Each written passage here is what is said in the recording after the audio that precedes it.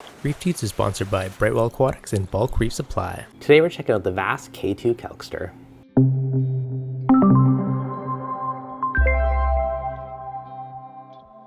What's going on, guys? Devin from ReefDudes.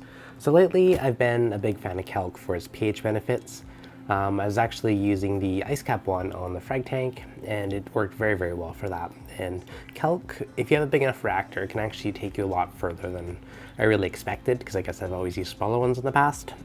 Now, this one actually is going a little bit smaller, but I moved the ice cap one onto the water box, but in order to fit it, I had to take off my second chamber for the calcium reactor.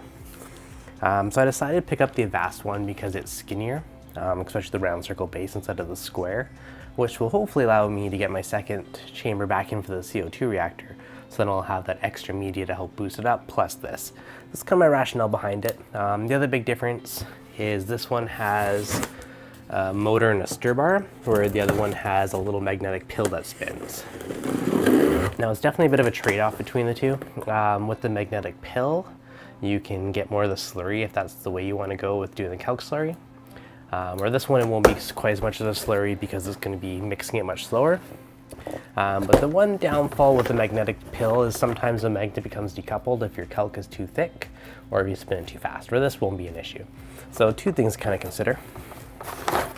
So inside the box, we've got some black 1/4 inch tubing and the reactor. Now, I know there is a DIY build it yourself version. This is the fully assembled version. I just did pick this one up from BRS. So it should be a nice, quick and easy install. One other benefit I do like on this one is they have a 1/2 inch fitting, I believe it is, for your water output, which is nice. The ice cap one has a 1/4 inch, which I wish they would have went a bit bigger just to prevent any clogging. I haven't personally had an issue, but I have seen a couple other people have issues with clogging and they've modified it to make it bigger. So we're taking a look at this. We do have the little nozzle on the top. This pushes the fresh water down to the bottom. The stir is going to constantly spin and mix up the Kalk. And at the top here, this is going to be your drain, so it's gravity feedback to the tank. Now, the one interesting thing is there's nothing holding the lid on. I always was kind of curious how it worked to not kind of spin out of place. If we look in the top, we also have a little port which you could use for either a salinity or a pH probe. Now, I used a conductivity probe with the GHL, which worked very well. I know people most commonly use pH probes, so either one definitely can work. I haven't quite decided which one I'm going to use on this tank, so we'll see. For now, I might actually lower this a smidge. So depending on how thick your Kalk is, you can adjust the little set screws on there to set it accordingly. I'm going to set it so it's just a little bit above the bottom, which should keep things suspended at all times. So it is very easy to adjust and tweak it, and you can kind of adjust it based on how much Kalk is in there. I like having it close to the bottom because it ensures that even if you're low on Kalk, it's still going to mix up really well. So super easy to tweak it. Now supposedly it's going to be super quiet, but let's get it filled up with water and Kalk and test it out. Okay, now to start out, we're going to get the calcium reactor back in place, which means you're going to take the output of this and feed into this. And then this guy gets to go to the tank. So nice, easy install. Right now the output of that guy should feed that one. Now next step is going to be to install our new K1 Kalkster, which fits perfectly here. Now I do need to raise it up a bit so that the output, I could drill a new hole, but I'd almost rather just use the built-in one if I could.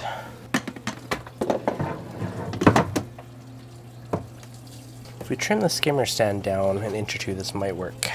Alright, I'm going to put this on the chop saw and I think this will do the job. So I'll cut those edges down. It is a little bit frosted, you can see from the cut marks. Now if you wanted this to be shiny, you could just run a blowtorch or a flame across it and it will glaze it and give it that clear look. However, we don't really see it, so we're not too worried about it. Now with the magnetic stir, I did have it on an intermittent timer. Now with this one, we're just going to run it 24/7. So we'll get this mixing, we'll add some Kalk, and we will let it fill up with RODI water.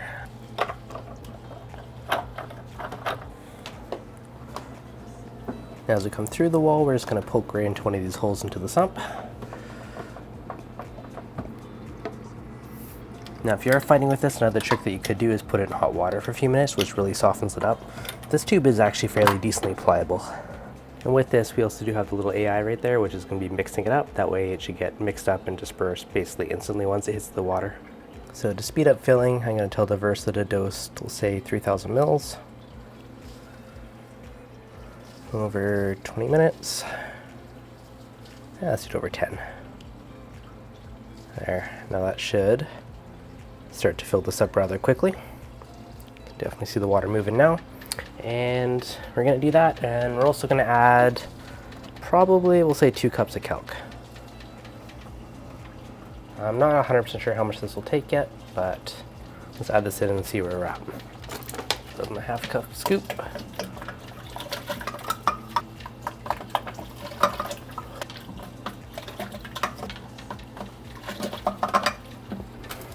We're also going to have to adjust our Kalk dosing in Fusion, because currently it is set to stir intermittently, where now we want this to run 24/7. Now, one thing to note is figuring out how much you can dose per day. So right now it's at 2.3 liters per minute. If I come back to Fusion, if I take a look at my ATO pump, you can see how often it kicks on.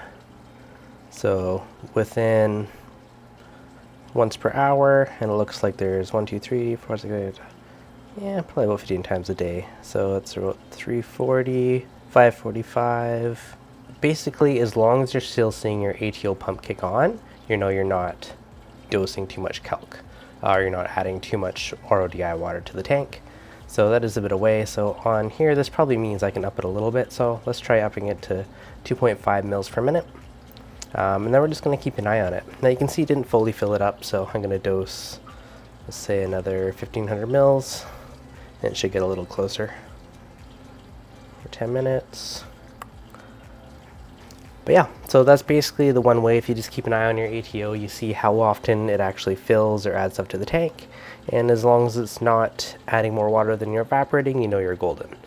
And if you do have the ATK, you can kind of see when that outlet goes on.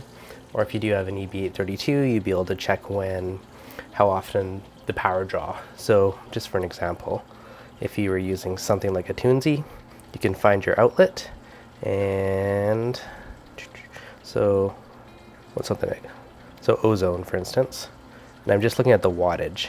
So you can see when it's on by when it's drawing power. And you can do that to do something similar to see when the pump kicks on and kind of gauge it from there. Things have now been running for a day and a half, 2 days or so. I am letting it run 24/7. If you look at the bottom, you can see it's constantly mixing up the Kalk. Now there's a smidge of noise from the motor, but it's extremely quiet. With the door shut, you'd never notice it. If you're super close, you can hear it super faintly. So it's not dead quiet, but it's pretty dang quiet. I don't think most people would notice it, especially if there's a skimmer or a reactor or anything else running. It kind of washes away with it. So I've also been playing with how much I've been dosing with it. Now I started at, I don't know if it was 1.5 or 2.5 mil, and last night I got a little braver and put up to 3 mil, and my ATO was not kicking on at all, so I dropped it back down on 2.5. So just taking a look at how often your ATO kicks on is a good indication. Again, with this one, I just looked at my ATO pump of when it's triggered, and if you had any other pump, just look at whatever the wattage is, and you'll see when the wattage spikes up, and that's when you know your pump kicks on. Now things are starting to kind of stabilize on here. And so last night we had a low of 7.92 it looks like, and then a high of 8.05 today. So it will take a little bit of tweaking and playing to figure out which flow rate works best with this on my tank. But yeah, so far I am trying to find that little magic tappy sweet spot and to see as much as I can dose without the ATO kicking on, or only kicking on, you know, maybe twice a day, that I know I'm kind of found my max saturation point. And we'll see how far we can take this. I've also dropped the flow through my calcium reactor. It was at 35 mils a minute. I dropped down to 25 mils a minute. So I've slowed that down. So that should be introducing less CO2 to the tank. So it's going to be about a little bit of a blend of the two. But yeah, no, so far so good with the reactor. I do like that it just mixes 24/7 to make sure it's always completely saturated. I know some people like to dose like just a perfectly clear. You can kind of see it's thick, milky. I think it's a little clear at the top, but not crystal clear, which is okay with me. Alright guys, hopefully you enjoyed this first look at the Avast Marine K2 and my little upgrade setup on the tank. As always, if you enjoyed it, hit that like button. If you're new, make sure you subscribe. If you got any questions, let me know in the comments below, and I'll catch you guys on the next video.